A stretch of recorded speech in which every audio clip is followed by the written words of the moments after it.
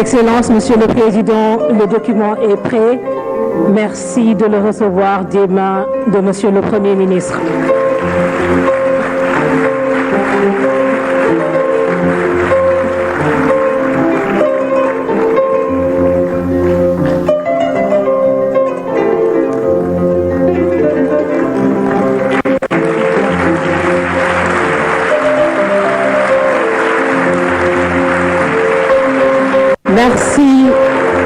Merci beaucoup. Et nous allons à présent inviter son Excellence, M. Bassirou Diomaye Diakhar Faye, à prononcer son discours officiel qui lance le référentiel, sa mise en œuvre. Merci donc de rester attentif au discours de son Excellence. Monsieur le Premier ministre, Mesdames, Messieurs les ministres et secrétaires d'État, Excellences, Mesdames, Messieurs les ambassadeurs et représentants du corps diplomatique, Mesdames, Messieurs les partenaires techniques et financiers, honorables élus territoriaux, notabilités religieuses et coutumières, Mesdames, Messieurs les représentants du secteur privé, de la société civile, des organisations d'agriculteurs, d'éleveurs, de pêcheurs, d'artisans, Mesdames, Messieurs les représentants des femmes et des jeunes, honorables représentants des forces vives de la nation, honorables invités en vos rangs et titres, mes chers compatriotes. Je voudrais avant tout propos exprimer ma compassion et ma solidarité aux populations riveraines du fleuve Sénégal qui ont été durement frappées par les inondations dues aux crues du fleuve éponyme. Mes chers compatriotes, je me rendrai dans la région de Kédougou pour apporter mon réconfort aux populations éplorées. Les 18 et 19 octobre 2024. D'ores et déjà, le ministère de la Famille et des Solidarités, accompagné du ministère de l'Intérieur et du ministre de l'Intérieur et de la Sécurité publique, sont dans la région au chevet des populations qui ont été touchées par ces inondations. Mes chers compatriotes, le 24 mars 2024, le peuple sénégalais souverain a décidé, dans un élan de responsabilité historique et patriotique, de m'élire à la tête de notre cher pays, le Sénégal. Ce choix sans précédent a consacré une volonté collective de rompre de haute lutte avec des pratiques d'un autre temps. Il a également consacré un projet politique inédit qui trouve sa source dans les valeurs séculaires de notre nation, bâties sur l'honneur et la dignité.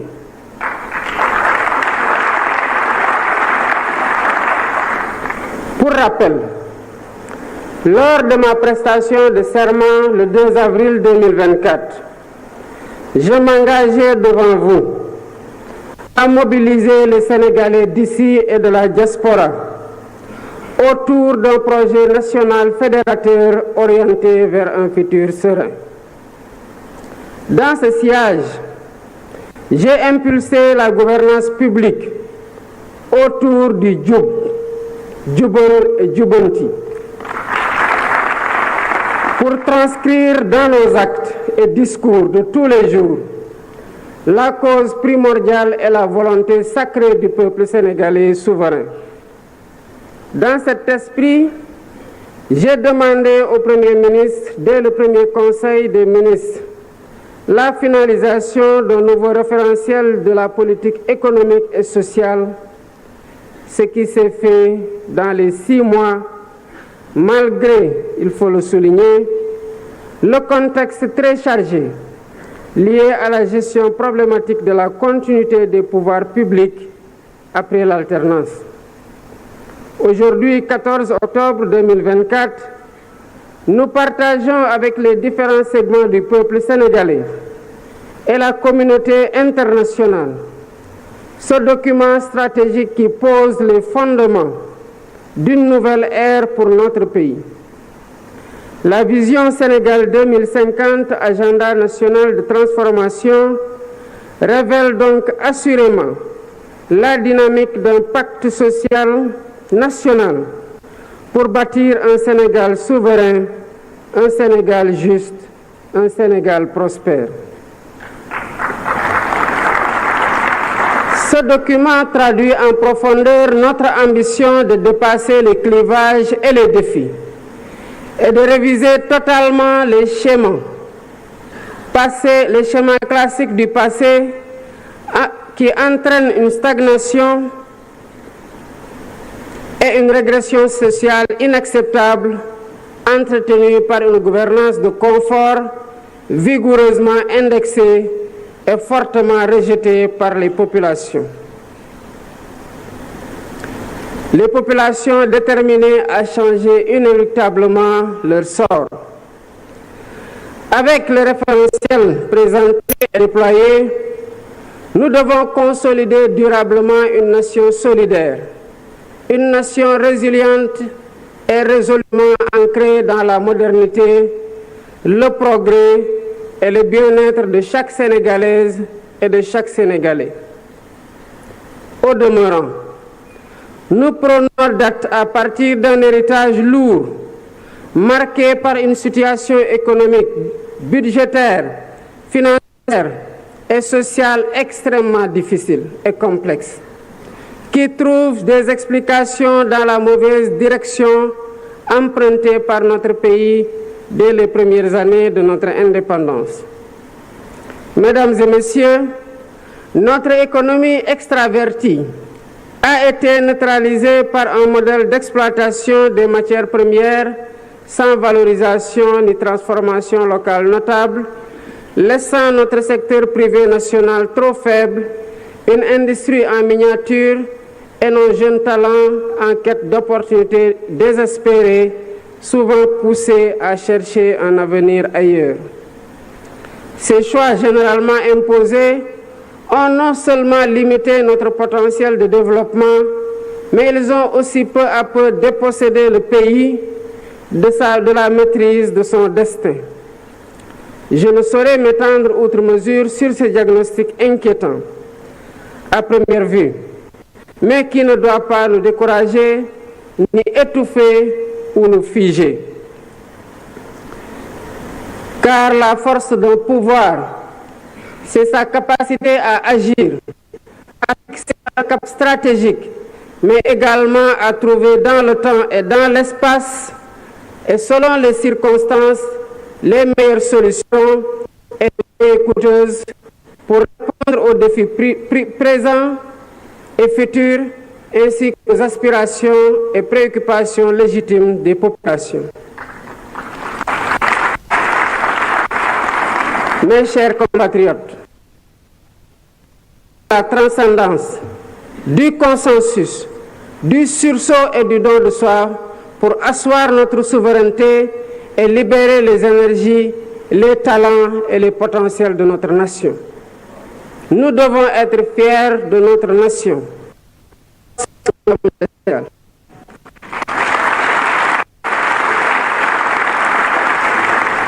Nous sommes le Sénégal, un pays de courage. Nous sommes le Sénégal, un pays de résilience. Nous sommes le Sénégal, un pays de solidarité face à l'épreuve.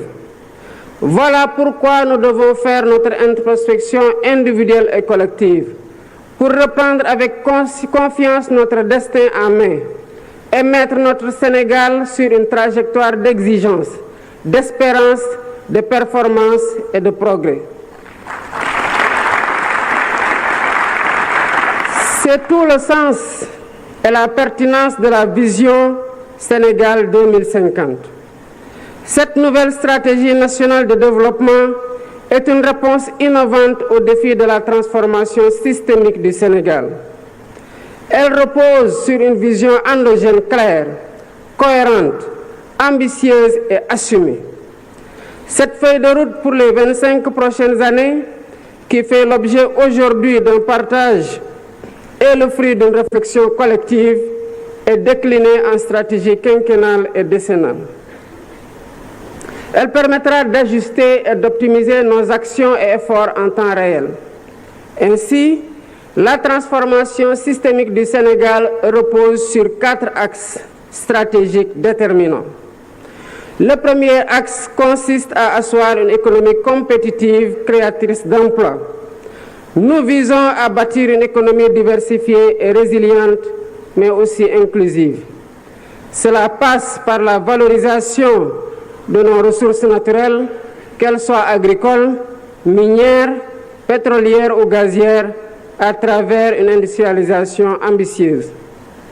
Nous intégrerons nos matières premières dans les chaînes de valeur mondiales et nous transformerons nos richesses sur place, en particulier grâce aux technologies numériques et artificielles.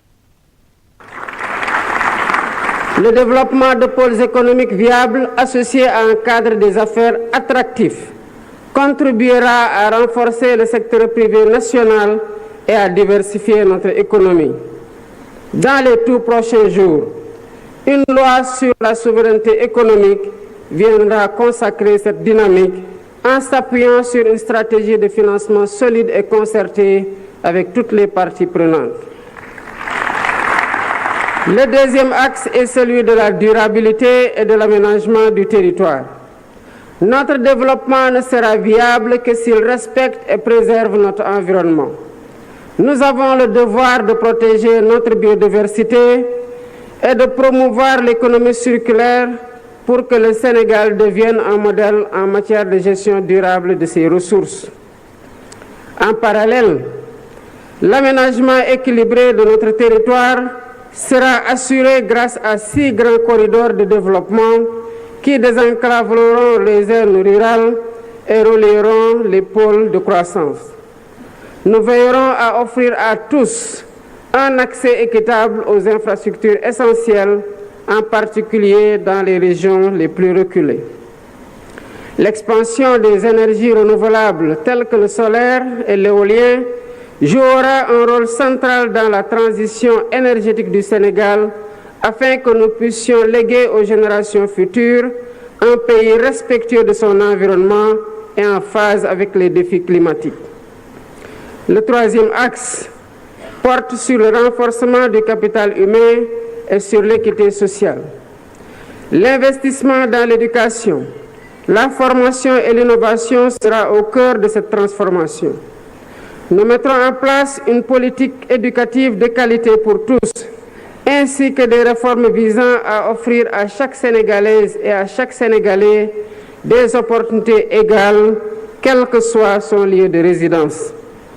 La réforme foncière permettra une répartition des terres, tandis que le système de santé sera modernisé pour garantir à tous un accès équitable à des soins de qualité, en particulier dans les zones rurales. En outre, un système national d'assurance maladie sera instauré pour protéger chaque citoyen des aléas économiques et sociaux, réduisant ainsi les inégalités. Le Sénégal de 2050 sera porté par une jeunesse compétente, dynamique et préparée pour aux défis du monde moderne. Ce capital humain de qualité sera l'un des piliers de notre compétitivité économique. Le quatrième axe concerne la bonne gouvernance et l'engagement africain. La refonte de nos institutions est indispensable pour servir au mieux les aspirations de notre peuple. Nous combattrons durement la corruption et nous réformerons l'administration pour en faire un levier puissant au service du développement. Ce processus de gouvernance renforcée garantira une gestion rigoureuse de nos ressources, assurant que chaque action entreprise contribue à l'atteinte de nos objectifs collectifs. Notre engagement panafricain sera également réaffirmé avec un renforcement de la coopération avec nos pays frères. Convaincu que l'avenir de notre continent repose sur l'intégration régionale et la solidarité, le Sénégal jouera un rôle leader sur le plan africain, notamment dans les domaines de la sécurité, de l'innovation technologique et de la gouvernance démocratique. Ensemble, avec les pays frères de la sous-région, nous œuvrerons pour une Afrique unie, souveraine et prospère, capable de relever les défis communs et de se positionner comme un acteur majeur sur la scène internationale. Mesdames et Messieurs, cet agenda de transformation qui va préciser dans ses déclinaisons temporelles le chiffrage des programmes et projets symbolise le redressement du pays et l'accélération de son développement endogène et durable porté par des territoires attractifs et compétitifs car accompagnés par l'État selon le principe de subsidiarité. Cet agenda d'espoir et de mobilisation ne se limite pas à des mesures économiques. Il illustre surtout la volonté de renforcer la cohésion nationale, de réduire les inégalités et de garantir à chaque citoyen une place dans le Sénégal du futur qui se dessine et que nous bâtissons avec détermination. Il s'agit d'un projet collectif au-delà des clivages politiques qui appelle l'engagement de chaque Sénégalaise et de chaque Sénégalais. D'où mon attachement particulier à son appropriation, à son enrichissement et à sa vulgarisation par une communication adaptée auprès de toutes les forces vives de la nation. L'agenda 2050 s'adresse autant aux Sénégalais d'aujourd'hui qu'aux générations futures. C'est une vision pour un Sénégal qui n'aspire pas seulement à participer au monde de demain, mais à y jouer un rôle majeur, à être un acteur de premier plan dans la sous-région et un modèle de développement pour l'Afrique. Je voudrais, à cet instant précis, adresser mes chaleureuses félicitations au Premier ministre Ousmane Sonko.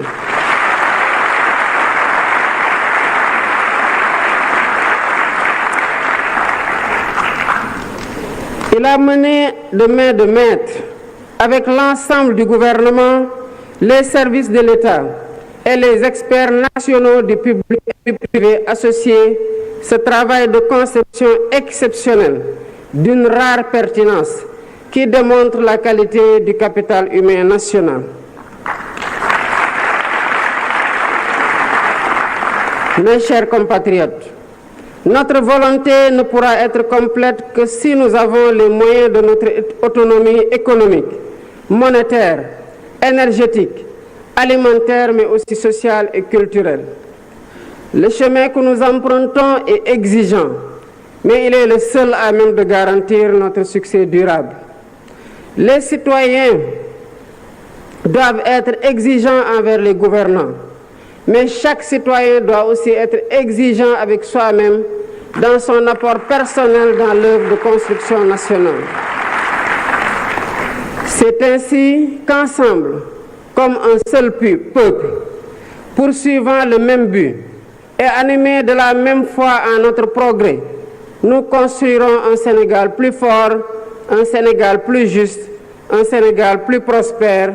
Vive le Sénégal souverain. Je vous remercie de votre aimable attention.